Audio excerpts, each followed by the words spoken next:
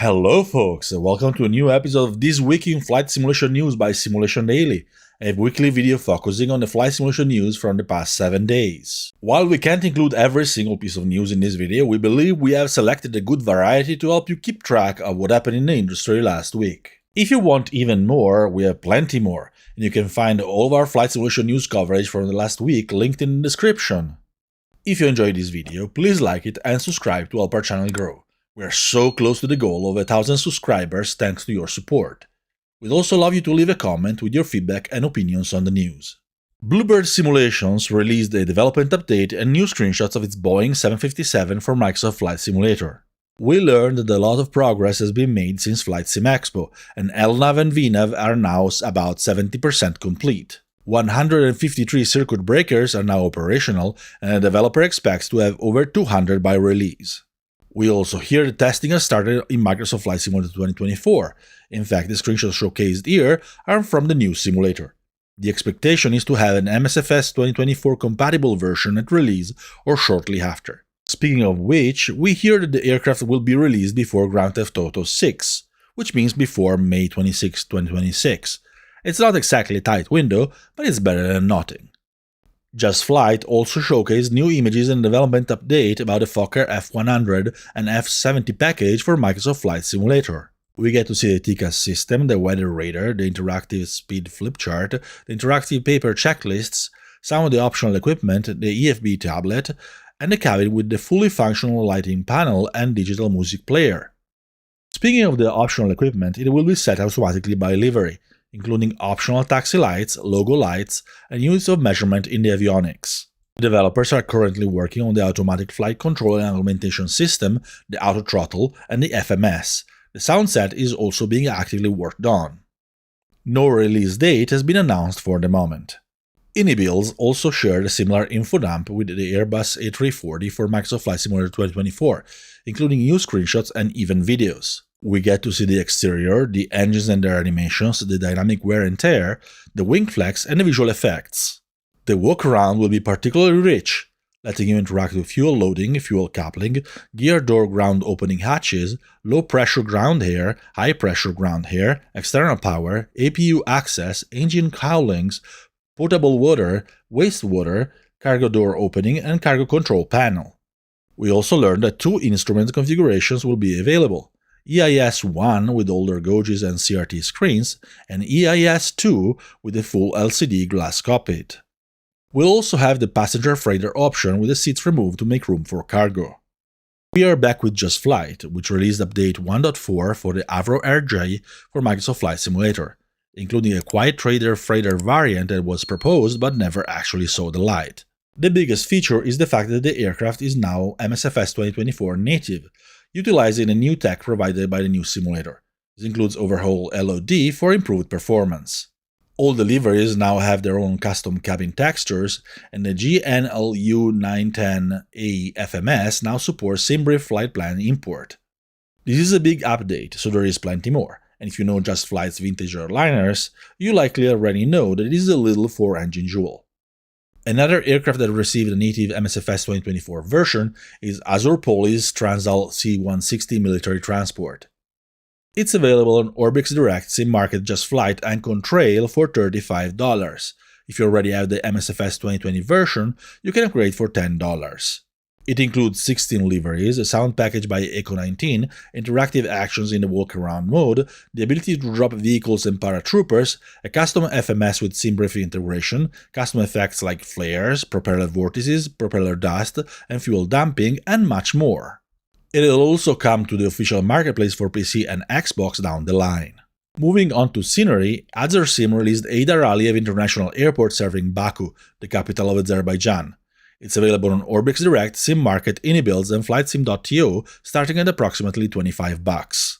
It works in both MSFS 2024 and MSFS 2020, and it includes modeled interior for the mine terminal, high-resolution ground textures, custom model ground vehicles and props, including the Cobus shuttles and service equipment, and more. The developer also released a set of landmarks for Baku at the same time, priced at approximately $14. It includes plenty of buildings in the city for an authentic skyline and to improve immersion.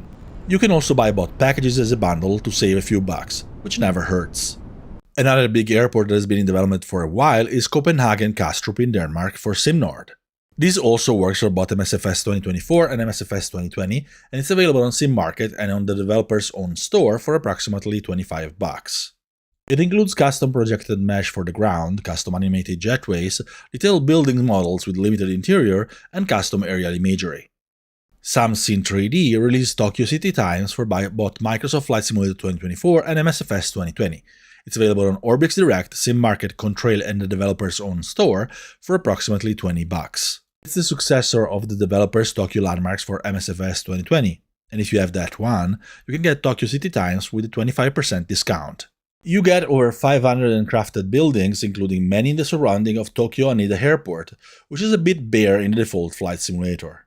It comes with plenty of helipads to land on and even includes the nearby city of Yokohama as a bonus. Speaking of Yokohama, the developer decided to include the Gundam factory with its animated life-size Gundam, despite the fact that it was closed last year.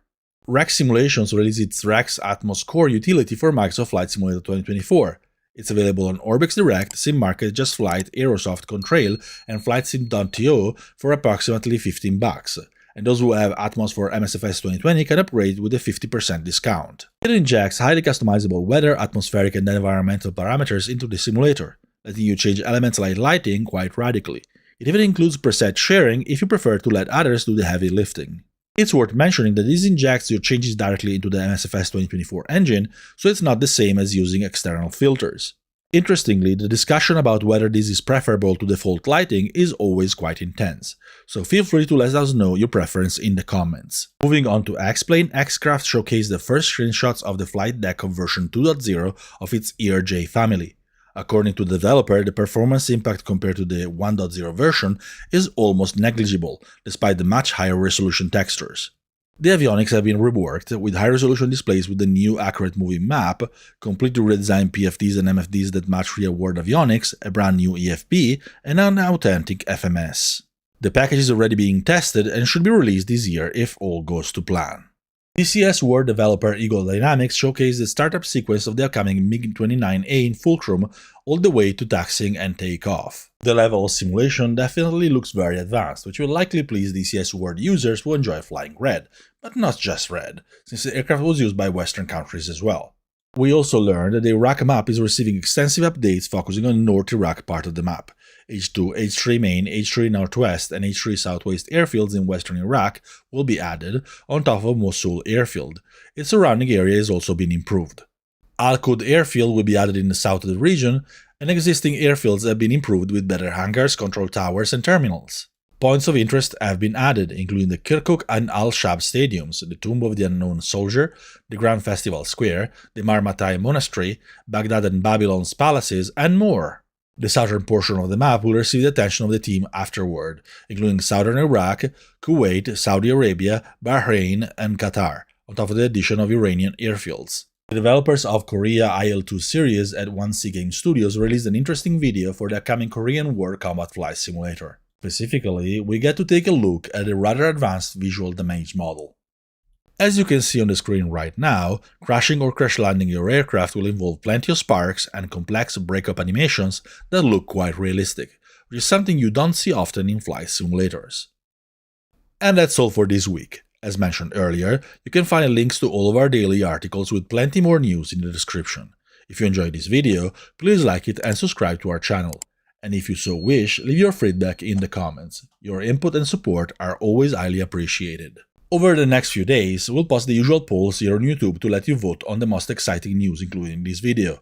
Last week, perhaps unsurprisingly, you voted en masse for Microsoft's free release of the Sim Update 3 for MSFS 2024, City Update 12, and the Eurocopter EC-135. As always, thank you so much for your time and attention. We hope to see you again next week here on Simulation Daily's YouTube channel and every day on the site, because our flight simulation news coverage never stops.